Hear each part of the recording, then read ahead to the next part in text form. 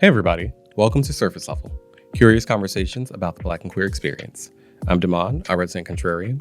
I'm Jordan, our resident idealist. And I'm Tony, our resident peacemaker. And today, we're talking about the tricky relationship between Black joy and fighting the power. This is Black joy versus Black resistance. A lot of us, and when I say us, I'm talking about the Black community. I know a lot of folks are just emotional about the fact that she didn't win and what that could have looked like for us. We feel robbed of what should have been a moment in history for us. Even in a world where you're like, us as Black people, I just don't want us to get so comfortable that like we take our eyes off the ball. People are like, this is y'all shit. Well, actually, before it gets to the y'all, baby, we gonna be under the bus. The way that politicians communicate needs to change in order for people to give a shit. I was one of those people who was not going out in the streets. Yeah. I saw for the very first time what a rubber bullet looked like and how big it was. I sent the photo around. I said, y'all know that it's the size of a Four Loko? That's what they want us to do, right? It's fatigue, right? Yeah. Let's wear them down. I'm tired. But you'll get worn down quicker if you're not having brunch. Oh, that's true. Solidarity. There's joy and pain. Oh, okay. All right. So before we kind of get into this, so throughout the pandemic, and especially now in the second Trump administration, Black people have been increasingly focused on the idea of joy as resistance. Some use it to tune out and focus on self. Some use it to fuel advocacy. Others are going through the opposite way and fighting like hell for what they want and with a level of anger and pressure. So today we want to dig into the question, is prioritizing Black joy really an act of defiance? And to help us with that conversation, our guest today has been bringing the internet Black queer joy for a few years now. With his playful, viral policy explainers, he's the youngest New York City council member and the flyest to represent the 36th district of Bed-Stuy and Crown Heights, Councilman Chi Osse.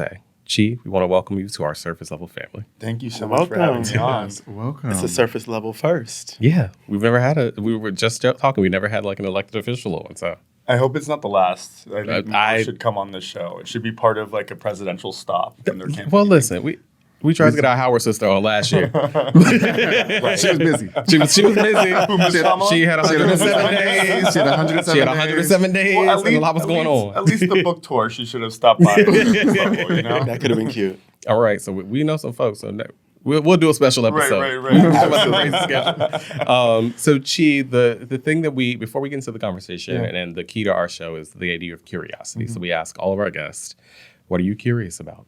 Big, small, playful, serious, just anything that comes to mind. That's such a great question and a great question to start. And I got these questions beforehand, but I need to think about that for a second. So, I'm curious right now about, honestly, my own personal journey. You know, I think I am pondering various different paths that my life can go right now. And I'm struggling with clarity and in a bit of a way, and weighing various different options of how to navigate mainly like my professional life. And I'm curious about clarity. All right. Yeah. We can announce the presidential run right here. Right now, I'm curious. Right, Just like, what are you trying to do next? I did my presidential stop. Right? This is, exactly. Our first candidate. All right. So like our central question, and like we'll pepper some other things into this conversation, but is prioritizing Black joy really an act of defiance? The conversation that many of us have been having at kitchen tables. Chi, what do you think? Yeah, I think it's a yes and response to that. I think when people say, joy as an act of resistance is like the only act of resistance, I think that's kind of short-sighted, right? I do believe as, Black queer people, we've been taught to hate ourselves by so many of the systems that exist within this country, within this world, and pushing against that and breaking through that by being a joyful, loving person, not only to yourself, but to others, is a resistance within, the systems that we live in. But at the same time, you can't end there, right? And I know some people acknowledge that. I think some people don't. But there's various ways to also push for resistance, right? Obviously, being joyful is one of them. Voting is another. Protesting is another. Showing up locally is a tenet to all of that.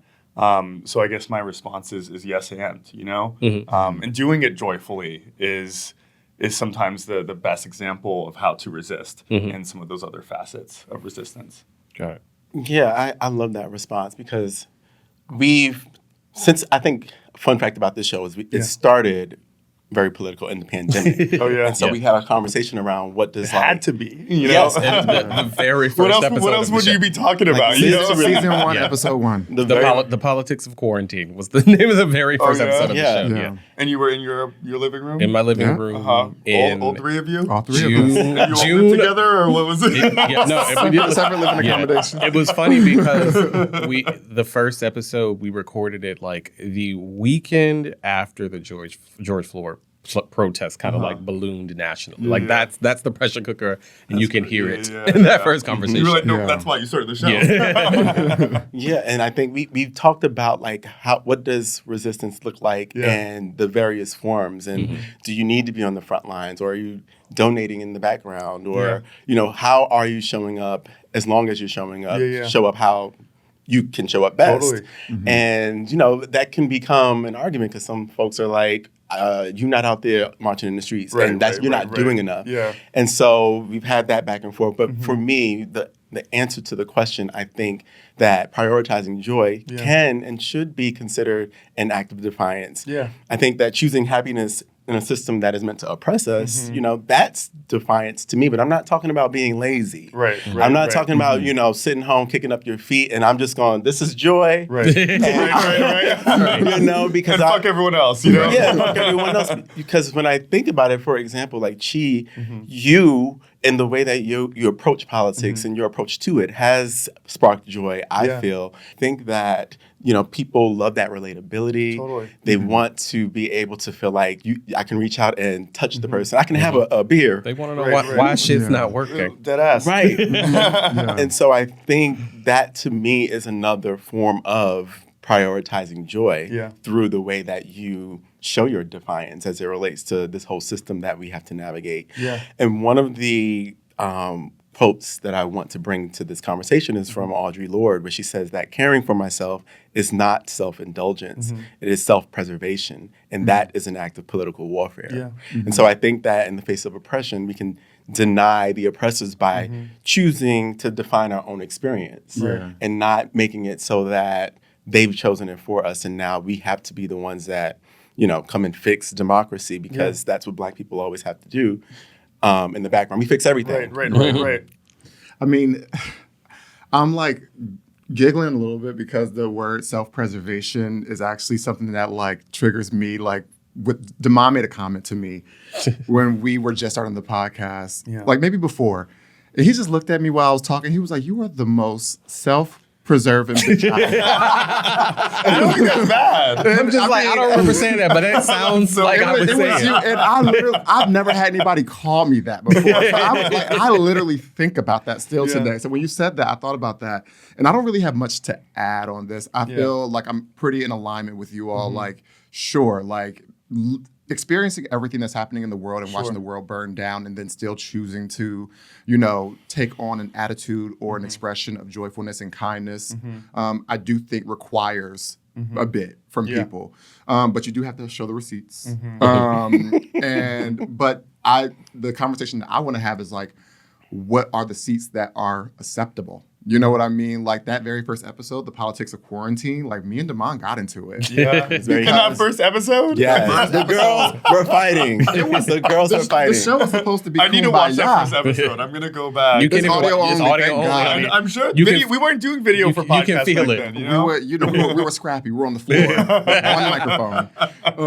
But, you know, there was a conversation to Tony's point around like, you know, what does resistance look like? Because I was one of those people who was not going out in the streets. For me, it was COVID. I was watching reports of people being put in jail. Right. I saw for the very first time what a rubber bullet looked like and how big it was. And I was just like, no, thank you. Pack that up. I don't think I'm gonna go. And we got into an argument around that. So like, I think that, joy is fine, but you have to show the receipts. But like, what are the receipts that you can cash in with the Black community? That made me think of that Viola Davis meme when she grabs a suitcase. I'm going to head on out. I mean, I think, especially in that sense, I think Black people don't have to go out into the streets, right? I think especially given some of the conditions in terms of how police treat Black folks. Like, I don't think it's the responsibility of Black people to always feel like they have to go into the streets. Maybe let some other people do the fighting and the chanting. And I think a lot of, other people did do that, 5 years ago. But I do think, showing up in other ways is acceptable, right? I mean, sure, don't go out and protest, but like if you're also saying you're not voting, then like what the fuck are you doing? You know what I mean? Right. Like even kindness towards neighbors and your block association or your tenant association and showing up within community is an act of resistance as well, right? That's building strength, and with your people, right? And with numbers. So if you're like someone who believes that self-preservation is the only thing that you do, and then you don't show up in other different ways, I see that as maybe a more selfish act and a lack of resistance than some of those other ways of showing up and resisting alongside joy. Yeah, I'm listening to you talk, and I'm just curious. Like, I think that private citizens have a different experience with the political system because we're living in it, but we're not necessarily expected to like be like a key change maker. Yeah. You're an elected official and you're constantly like receiving messages around like what's happening, what's not working. Right. How do you even like maintain the mental health? Because it feels like it's a lot, even as a private citizen, like opening up your phone and seeing like this injustice, this injustice, this injustice. Yeah. You're actually on the hook to like try to figure out solutions for them. Sure. Yeah. I mean, first and foremost, I am a real person, right? I have a personal life that I enjoy and that keeps me grounded and eases maybe some of the stress that comes from those pressures that you're talking about. And I really do think valuing, that part of myself allows me to do the job and I think do it well. And in addition to that, I've really found throughout my time in public office that sharing the knowledge that I have about why things aren't working or, why our system is the way that it is has like been therapeutic in a way, right? Because, I'm processing some of these stressors that, are coming to me, these responsibilities that are coming to me. Sometimes I feel powerless in those, those issues that are at hand. But when I share that, knowledge, about these different issues, the responses that I get from people, is predominantly like supportive and also empowers other people to both speak up and try to take action to solve those same issues that I think are sometimes put on me. So, I think that balance of that work-life balance is so important, but also being very public and transparent about these issues because it's obviously it impacts me. And I have a lot of responsibility for some of those issues because of my job, but it also impacts all of us, right? Yeah. And I think bringing people in makes me feel less alone about some of those problems. Mm-hmm. Yeah, I think that's the bringing people in is interesting. And I think one of the things that we talk about, even personally, like what is the role of like the civilian in all of this? Like what can we do? Like anything, thoughts you have, or if you guys have any thoughts around it, that I think is an interesting question I want to kind of dissect a bit. Yeah. I mean, I think, back to like what I was saying about how you show up in community. I mean, even what you three are doing, right? Having these conversations, especially if someone, tunes into your podcast and they don't get, an issue, whether it's X, Y, or Z, and they come to this space and it changes their way of thinking, maybe forever. Maybe it plants a seed of changing thought. Like all of that is so important in how you guys show up as private citizens, even though I think you're public citizens if you have, a show like this, it's how you show up in community, again, like voting is I know it sounds so played out to say voting is important. I actually don't care if sometimes people don't vote in presidential elections, as long as you're showing up in some of these local races, then I really, give you your kudos and appreciate that way of showing up as private citizens. But yeah, just how you navigate this world, and interact with those around you, especially with kindness. Yeah, I think it's people, when they think about politics, it becomes this really large thing in folks' minds that's just like, it's just me. Right. What am I going to do that's going to impact anything? Yeah. And I think the rallying cry is for us to be participating at the level in which we can in more numbers, because that's when it starts to bubble up. And so that just make me think about that even more intentionally now. Because even I still sometimes I think about like, well, child, what am I going to do? Right. But we're doing it. And we need to encourage more people to do it. And I think people seeing that example in us creates, like you're saying, more people wanting to, get involved. Yeah. But I do want to ask a question around, we talked about the idea of joy being something that is prioritized, but what about when it's dismissed? Yeah. And some people do say, that's not enough. You're not doing enough. There are those people, and then sometimes you need a healthy push. Yeah. But who says that? There are people. Really? There are people. We won't name names. Are they online? We love everybody. Yeah. These are internet people. Those people are miserable. We love everybody. Miserable people. That's how we sometimes feel. And I'm glad you said it. Yeah. But I'm wondering, people dismissing joy as not enough. Does that push people sometimes deeper into the fight, or does it push folks away? Do you think? I think it depends on the person. And it also depends on how the person that's pushing them is communicating to them, right? Wow, yeah. And like this is something that I think maybe not necessarily that I encounter on that joy is resistance conversation, but just like mean people on the internet, who hate themselves sometimes, you know what I mean? I don't really take a lot of their criticism, seriously. So maybe like if I took that stance of, joy is resistance and a very unhappy person, told me, no, it's not online. I'm not sure if it would budge my, psyche or change of thought on that issue. But I do think maybe some people have some self-reflection, about that. I think it's valid if someone's trying to be constructive of, joy being resistance is not the only way to resist. These are other ways to do it. I think, someone who maybe has that mindset that joy is resistance is the only way may consider some of those other factors. I think it depends on the person who's delivering that, that message. That delivering that communication is a big thing because what we know is people do not like to be scolded and told, the finger waving, right? I'm thinking about when President Barack Obama was on the trail for Kamala, and there was a room he was in, and he kind of scolded black man. Well, he didn't scold. I don't think he actually raised I don't think he actually raised his voice, but he was basically giving the finger waving or wagging, and people didn't receive that well. Kind of backfired a little bit. Right. I don't know. I'm not gonna. I'm assuming everyone's not a Republican in this room, right?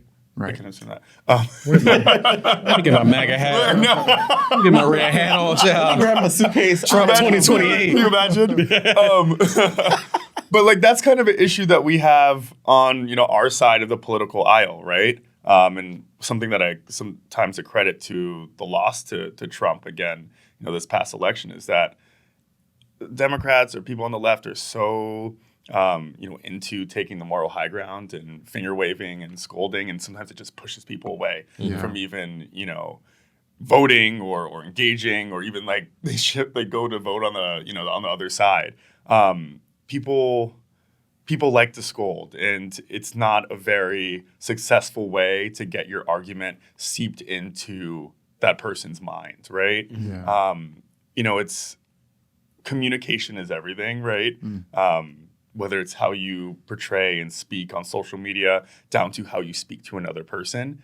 And you can totally push someone in the other direction if you're finger waving and putting them down and trying to take the moral high road, which I think the culture has shifted towards, over the past couple of years, especially, on the left. And that's something that I've been extremely...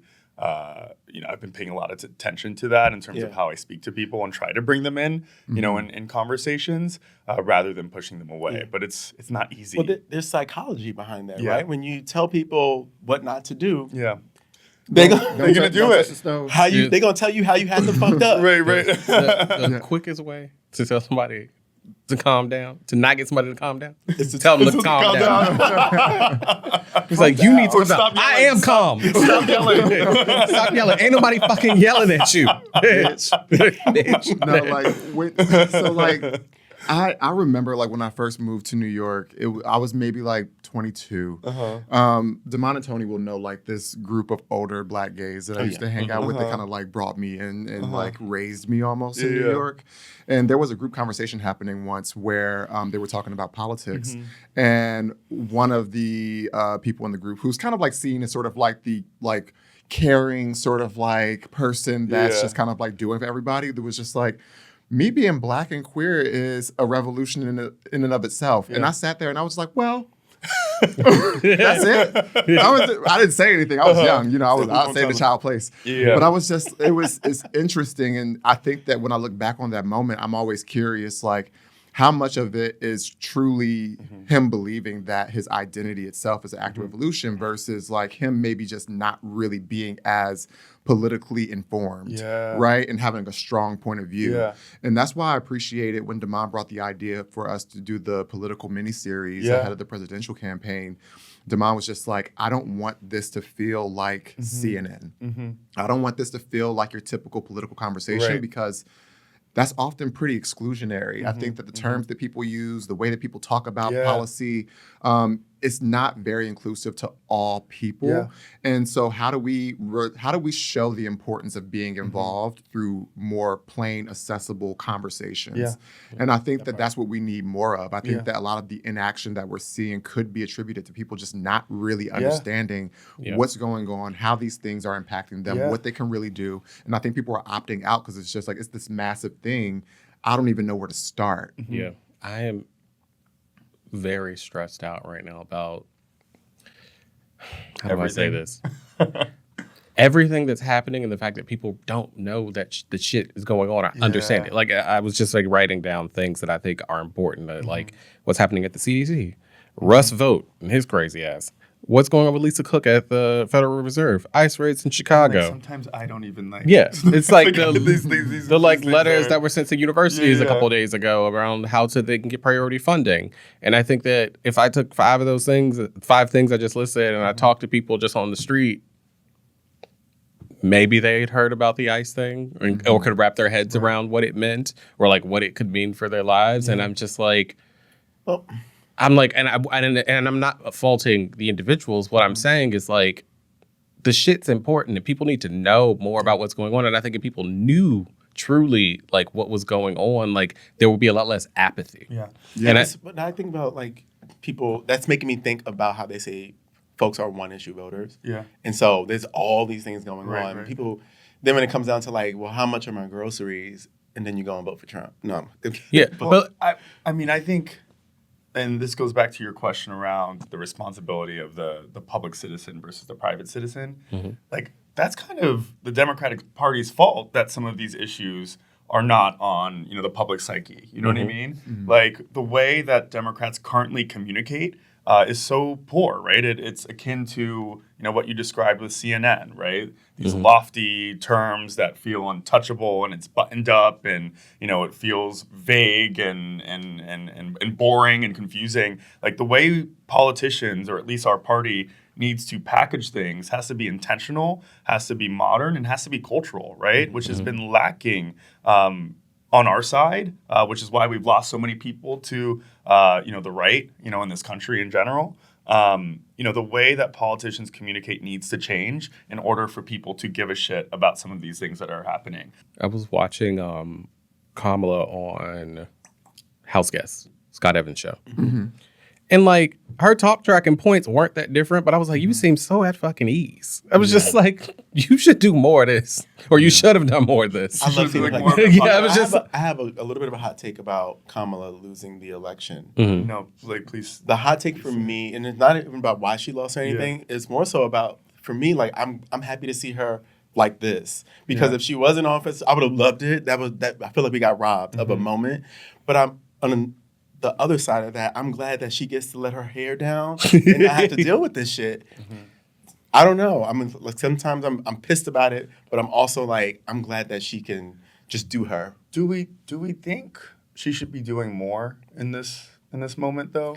Given the platform that she has, given the voice that she has, the influence that she has.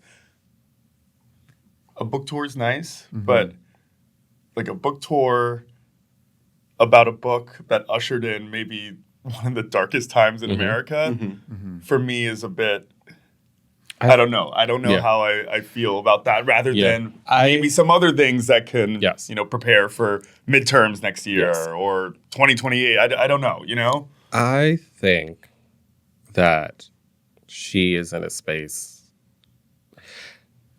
I would like to figure out more of like what her voice actually is to be helpful.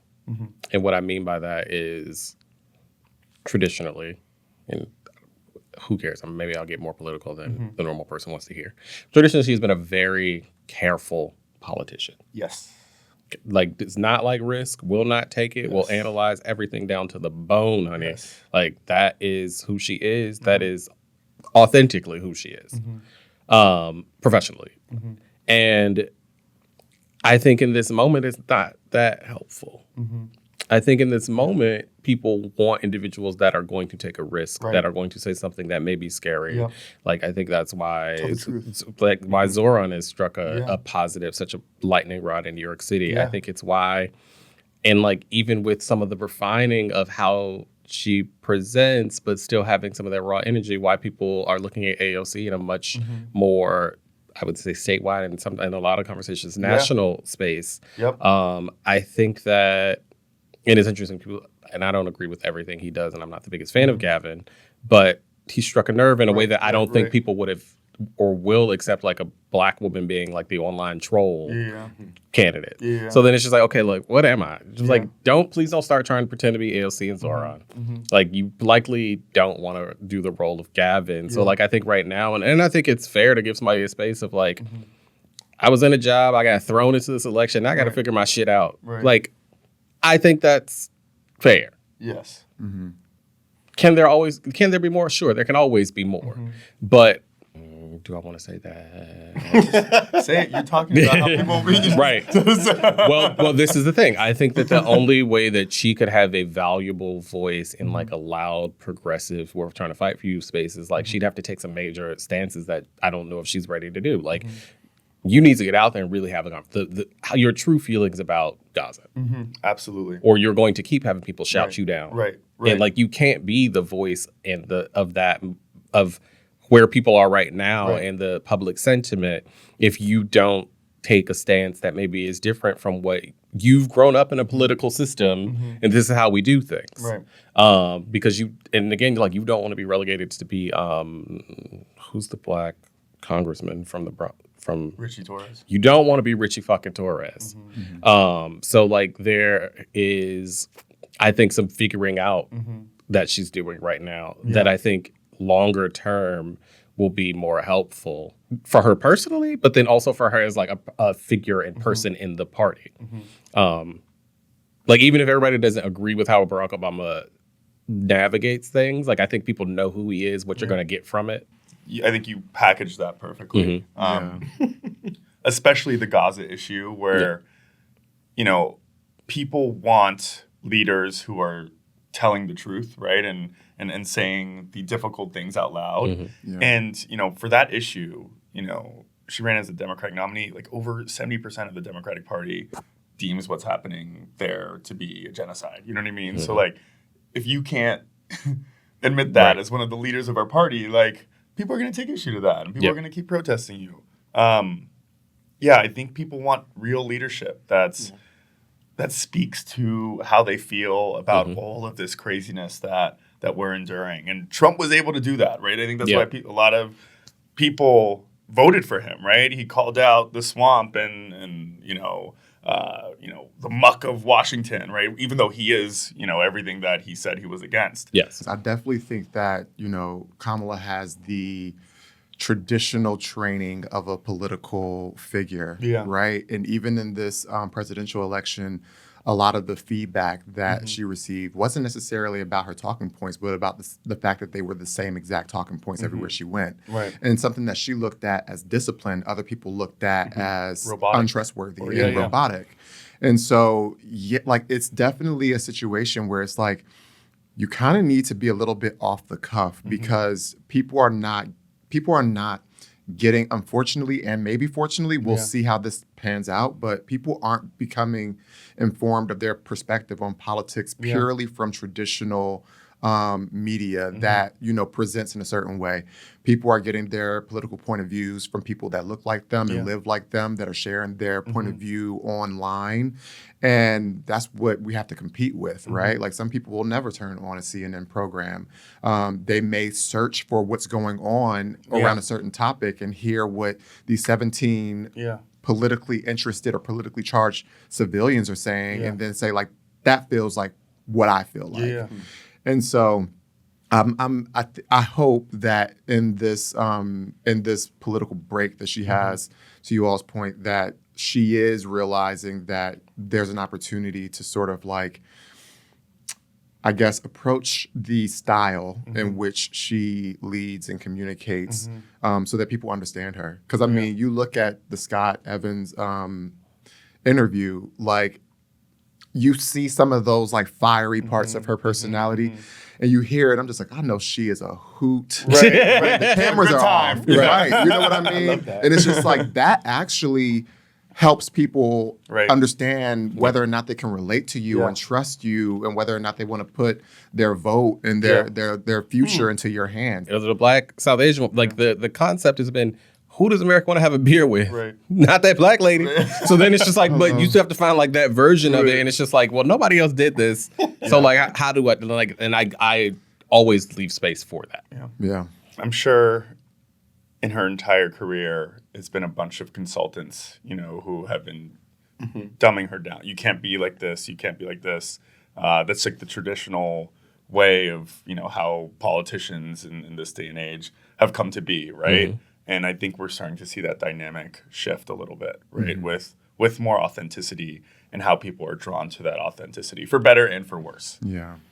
Yeah, I think this conversation around Kamala and what she could be doing more of, or how she could be strategically thinking about her comeback, if she chooses to come back, makes me think about how America has a long-standing history of putting the responsibility of saving democracy on the backs of Black people, and really the backs of Black women. And I'm just thinking about, do we owe, participation in the political resistance? Like, do we owe that?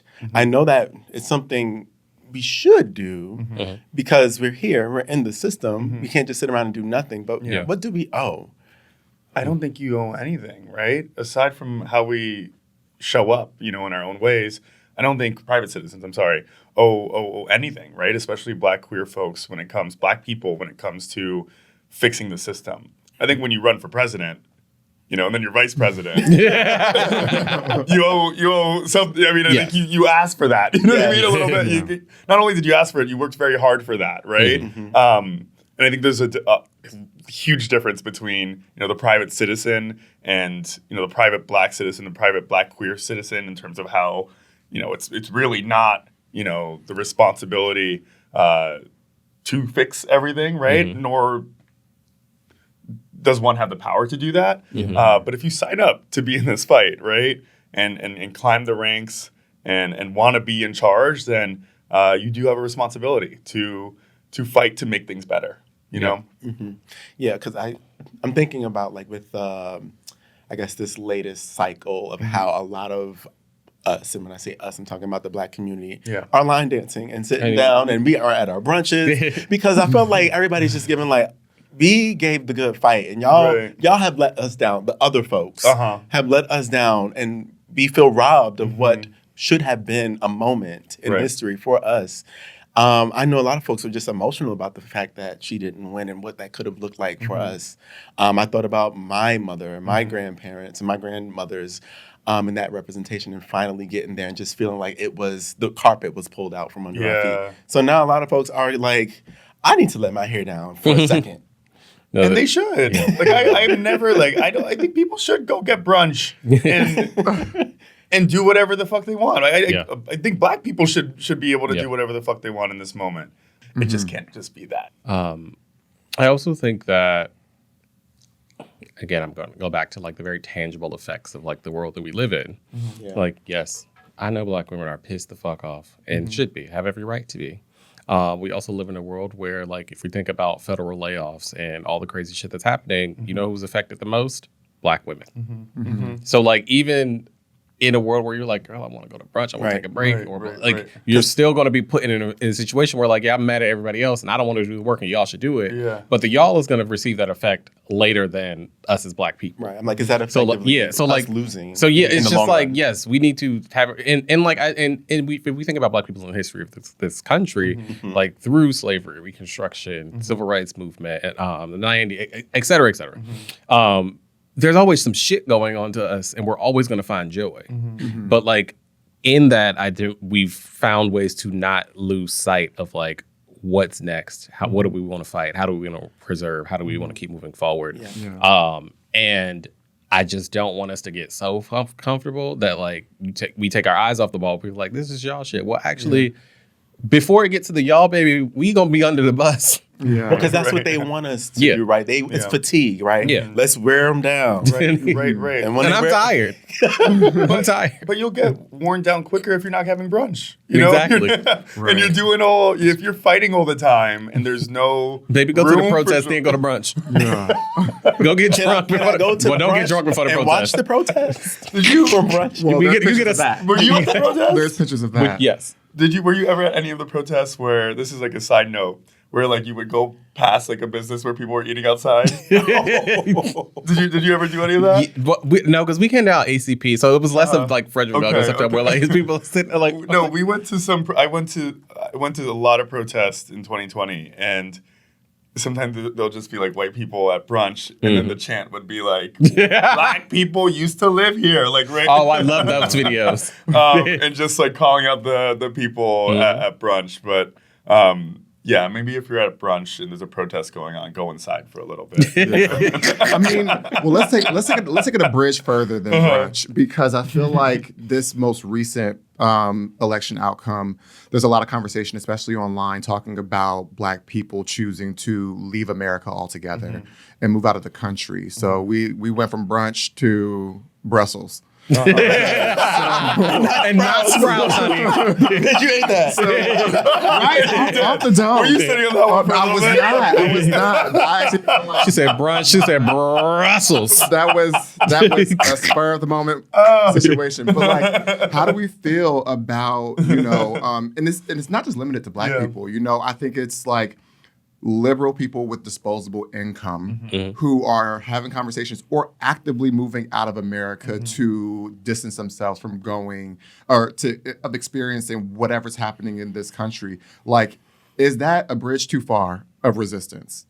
Honey, if I could afford to be on the French countryside right now, I'm not saying I'm not. Right, like I don't blame people for doing that. Like if you have the ability to do that, then like I can't, I don't know what's going to happen with the future of this country, right? So to tell someone, no, everything's going to be okay, you should stay, or you should fight, you know what I mean? Exactly. Don't worry. Like I'd be lying through my teeth, you know? That would make me pack my shit up. Someone tells you everything's going to be fine. You yeah, okay. You best believe. Sinking shit.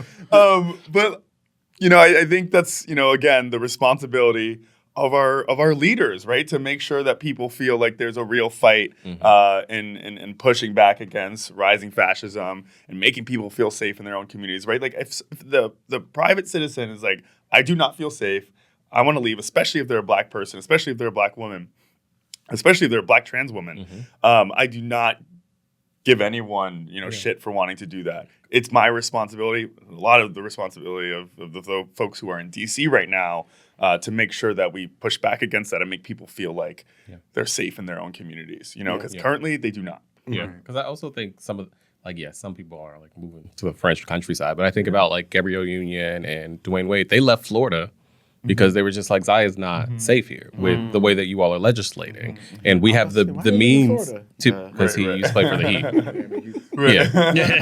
Sports, girl, sports. Right. Sports. Miami's not Florida. Or I was told by Floridians. It's turning Miami's into Florida now. They have a Republican mayor. Oh. Honey. And they have open carry now in Florida. Oh, yeah, I in did see Miami, that. I mean. Miami, there's a lot. Miami, Could Dade County go red for the first time or something? A lot of weird shit's happening. Miami is Florida. Maybe lowercase f. Maybe not capital F, Florida, But they're on their way. They're on their way. Yeah. But yeah, so I think that, yes, sometimes it's like, I'm going to the spot, put me in a cryo chamber for 4 years. Right. But like some people are actually, I think, I think that if any parent of a trans child living in certain environments would choose like, hey, actually, we need to get out of here if they could. So I do think parts of it are, yes, safety and not necessarily like people giving up. Yeah. It's scary. And You then- got to title this episode Brunch to Brussels. All right. So to wrap up what we've been talking about here, Yeah. we're going to go back to the idea of joy. And I want to just know some examples or a feeling or a moment you all experience where your biggest moment of like political resistance being joy or like a joyfully resistant moment. And I'll start while y'all think. But I think about that first protest I went to with Tony. In 2020, the weekend before we started our show, we were on 125th Street in Harlem. And it was just cool because my growing up had been more involved in things like that. Like I went to Million Man March, like from little kid, like in it. And it was Tony's first time going. So like that was cool to experience that with my friend. It was also an interesting thing to be at a protest for Black people that wasn't just all Black people. That was the first time I experienced that. And I just very vividly remember, and there's a video of it, I think, on my Instagram of this guy playing the Black National Anthem on a trumpet, like in the middle of the street on 125th Street. And it's a visceral thing that stuck with me that I really love. And that moment still brings me joy. Cool. I would probably say like the miniseries that we did, the Personal's Political.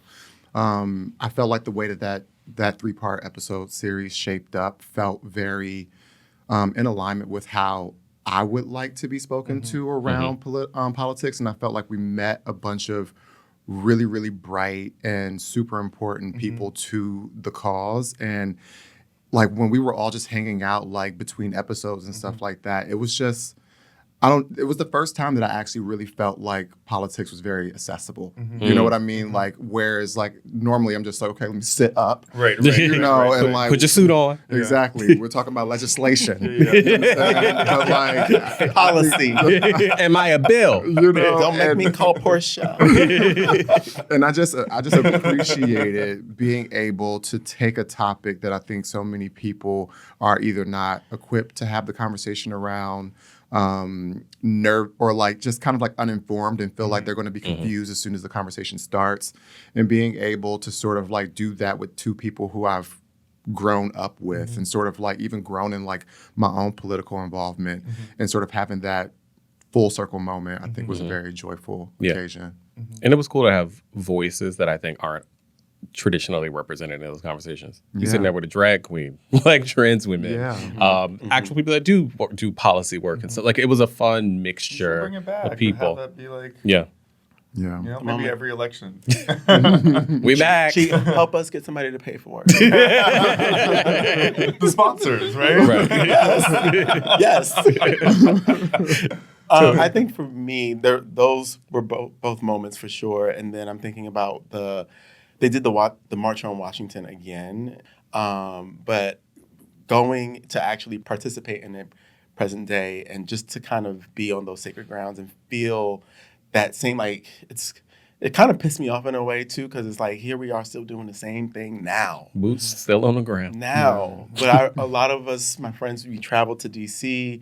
and we participated and we were down on Washington in the National Mall. Now, I do know this also made me think of when we did our fun political game. What game was that? Remember when you was like, what was the March on Washington for? I think it was trivia, honey. Let me tell you, the funniest thing to do, play trivia with these two bitches right here. Now we know that it was for jobs and freedom. I was just like, it's C, right? It's whatever option C is. I was taught that, man. Child. Yeah, just think about that and being able to like participate and actually be, I guess, on the front lines in some capacity while not being, in danger of the rubber bullets. I mean, they're Jordan massive. mentioned earlier. I sent the photo around. I said, y'all know that it's the She definitely size sent of a Four Loko? I don't even know what it looks I like. did not. It's massive. It It's looks the like size of a Four Loko? Yeah, it's like It's like a Beats pill. I said, baby. I was out That on their side. Yeah. Yeah, I'm not going out next time. Yeah, they are not. Because in my head, I thought they were pellets. Until Right, I think it was too. giving, I Like- think it was like giving a little- like a BB gun. It's, moment. it's like getting hit with a Beats pill. Oh my God. I saw that and I was like, ooh. That's too much resistance for me. Yeah, I think I want to bring it to maybe a more local level or personal experience. But last year, I passed a bill that would ban broker fees in New York City or force broker fees within New York City. And, this was a bill that I was pushing for 2 years. And there was a lot of resistance that I was getting from the real estate lobby of New York City. They were spending, millions in like lobbying against me, trying to urge some of my colleagues to sign off of the bill, putting out ads against me around this bill. And this is a bill that, would make housing more affordable within New York City, save people thousands of dollars a year when it comes to finding a home. If someone's in, a abusive living situation, it gives them more mobility to move from home to home. It's a bill that I was very passionate about, but received a lot of resistance from powerful people. And I organized in a very strategic and joyful way, right? That engaged a lot of people who've never been engaged in politics before. The public started, aiding me in my support and calling other council members to pressure them to sign onto this bill. And we actually passed it, right? With an overwhelming majority through, community organizing and transparent conversations on social media. And passing that bill and winning against, this powerful system, is not just resistance to me and the joy of resistance, but the joy of winning, right? Resistance always, creates this push and pull dynamic. But what makes that fight worthy is when you win, right? And that's what keeps us going. That's what keeps us joyful. And that's what reminds us that we can win in other fights too. So I think that's my example. Well, we thank you for that because broker's fees are crazy. Yes. And people outside of New York is just like, what is this fee? Yes. I'm like, it's the norm. Yeah, just like no fee only. The ghetto. Yeah, you're right. It's funny because I thought about the video you posted. You were like at the cemetery when I had a funeral for broker fees. I was acting my ass that's off. what we need to I was communicate. acting my ass off. a visual hook. In that video, okay? Exactly. I got flowers and everything. But no, that is all the time we have this week. Chi, it has been an absolute pleasure to have you here with us. So thank you for your time. Anyone that's listening, you can follow along with Chi's journey on Instagram at Chi Osse. So Surface Level is produced by Taylor Hosking and edited by Drew Brown. Our social media producer is Demetrius Spidell, and our chief of staff is Kashif Wright. If you enjoyed this episode, let's keep the conversation going. Let us know your thoughts and questions at surfacelevelpodcast.com. And remember, stay curious.